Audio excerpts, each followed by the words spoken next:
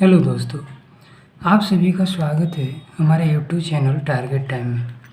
जैसा कि हम लोग स्वर के बारे में डिटेल से पढ़े, अब उसके बाद हम लोग व्यंजन के बारे में पढ़ेंगे, जिसे हम व्यंजन को कंसोनेंट बोलते हैं इंग्लिश में।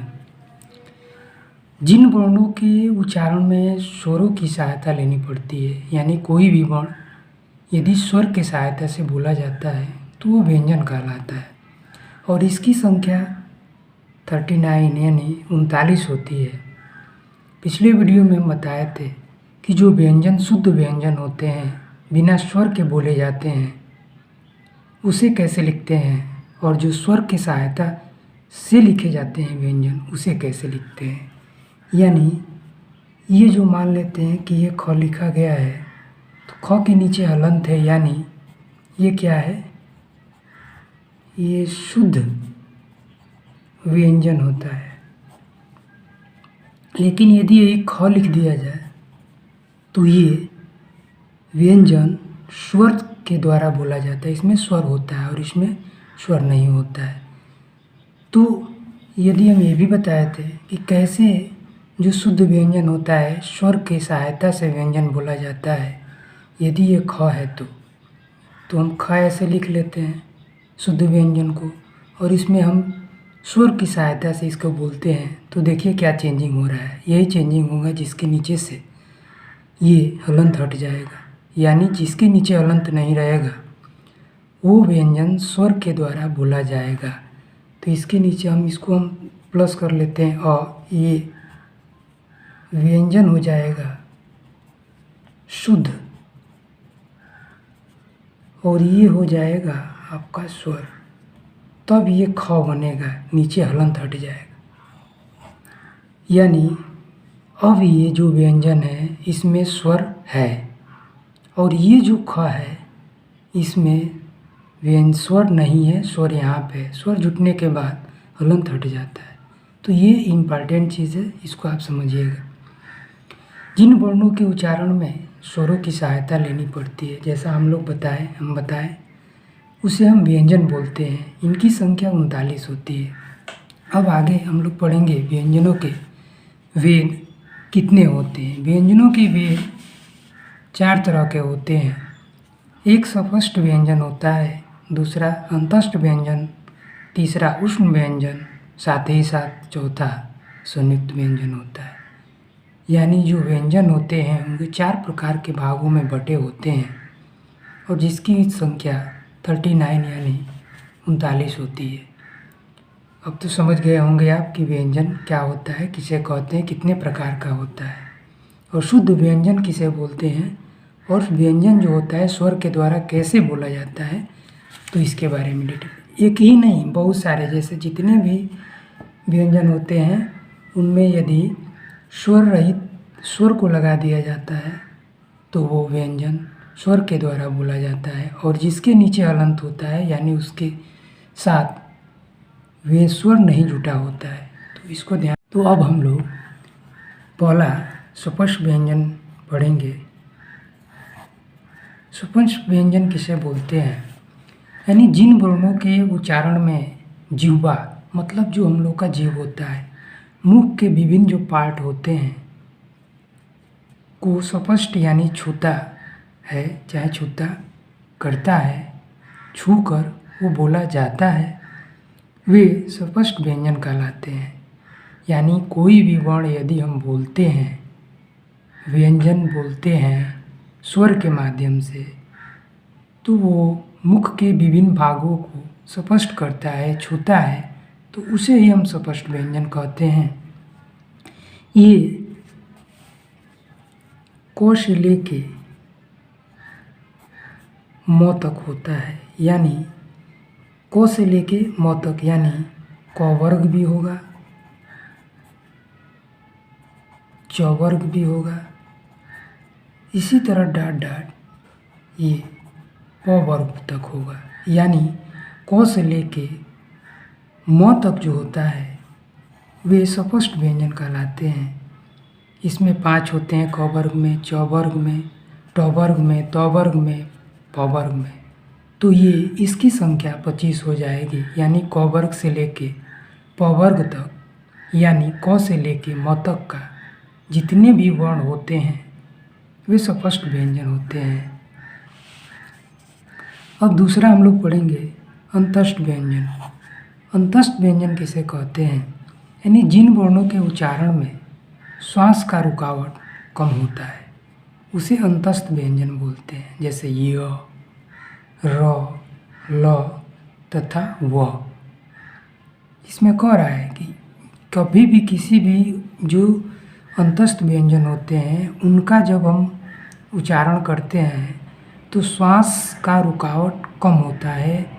य सीधे हम लोग बोलते हैं तो सीधे अंदर की तरफ जाती है, य बाहर की तरफ, य, र, ल कहीं भी रुकावट नहीं होती है, तो इसे ही अंतस्थ व्यंजन बोलते हैं। य, र, ल, व ये 4 प्रकार के अंतस्थ व्यंजन होते हैं। इसमें मेन ये होता है कि ये वर्ण यदि हम बोलेंगे तो इसमें श्वास का रुकावट कम होगा और ये 4 तरह के होंगे। अब तीसरे नंबर पे आता है उष्ण व्यंजन। जिन वर्णों के उच्चारण में मुख से गर्म वायु हवा निकलती है वे उष्ण व्यंजन कहलाते हैं। यानी कोई भी वर्ण जो उष्ण व्यंजन होते हैं, उसमें के जो वर्ण होते हैं यदि हम मुख से बोलेंगे तो जो मुख के हवा चाहे वायु निकलेगी वे उष्ण व्यंजन कहलाएंगी और साथ ही साथ वो जो हवा निकलेगी बोलते समय वो गर्म निकलेगी, जैसे तालाबी श, मूर्धन्य श, डांटी श और ह। ये रगड़ के साथ ये हवा निकलेगी तो आप ये समझ जाएंगे कि ये उष्ण व्यंजन है। यानी जिन वर्णों का उच्चारण हम मुख से करते हैं तो रगड़ खाकर वह निकलता है हवा, तो उसे ही हम उष्ण व्यंजन कहते हैं और इसकी संख्या 4 होती है। अंतस्थ व्यंजन में था कि कोई भी अंतस्थ व्यंजन ये चारों में बोलेंगे तो सांस का जो रुकावट है कम होगा, सीधा आर पार यानी निकल जाएगा चाहे अंदर आ जाएगा बोलते समय।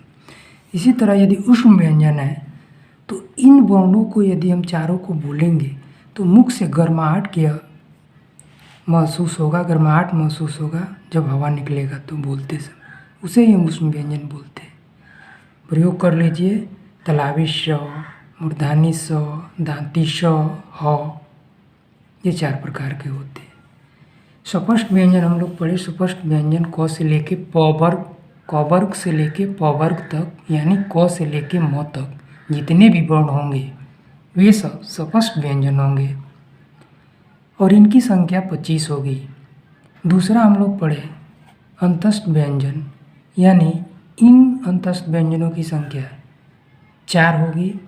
साथ ही साथ उष्ण व्यंजनों को भी पढ़ लिए, उसकी भी संख्या 4 ही होगी।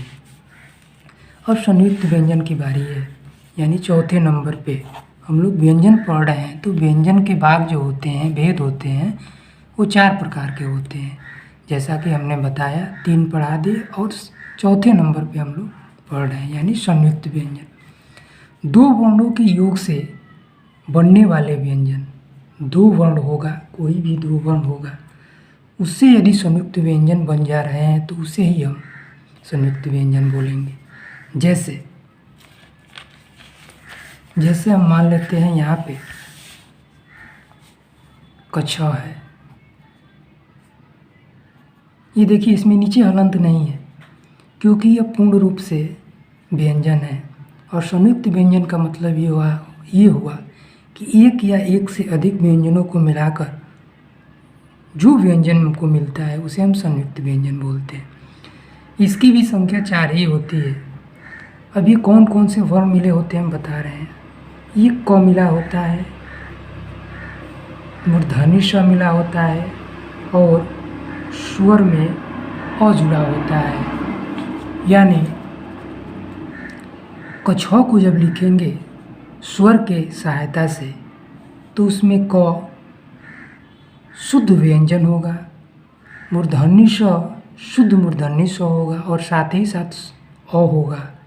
तो ये तीनों को मिलकर ये कच्छ बोला गया संयुक्त व्यंजन, यानी ये व्यंजन संयुक्त है और साथ ही साथ इसमें स्वर भी जुड़ा है, इसीलिए यहाँ पे हलंत नहीं है। इसमें स्वर नहीं है, इसमें स्वर नहीं है, इसलिए स्वर को जोड़कर बहुत सारे स्वरों को, व्यंजनों, वर्णों को जोड़कर हम क बनाए। यानी 2 इसमें से प्रमुख हुए, क, मूर्धन्य ष और प्लस स, ये क बना। इसी तरह त्र होता है, तो त्र जो होता है यह शुद्ध व्यंजन होता है, और संयुक्त व्यंजन होने के लिए 2 तरह के हमें शुद्ध व्यंजन की ज़रूरत पड़ेगी और एक स्वर की।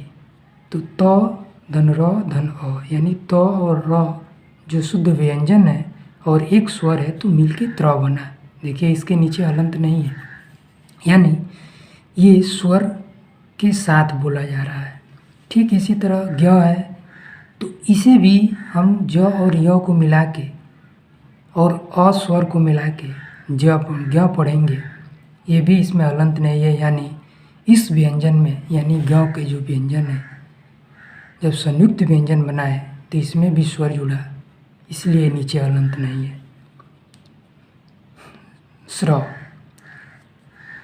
तलावी श और र 2 शुद्ध व्यंजन है और एक स्वर है, तो स्र का निर्माण हुआ। ये स्वर के साथ बोला जा रहा है स्र, यानी संयुक्त व्यंजन की संख्या आपकी 4 हो गई, और 2 वर्णों के योग से बनने वाले व्यंजन को, बनने वाले वर्ण को हम संयुक्त व्यंजन बोलते हैं, जो क, छ, त्र, ज्ञ और स्र के रूप में हमको मिला।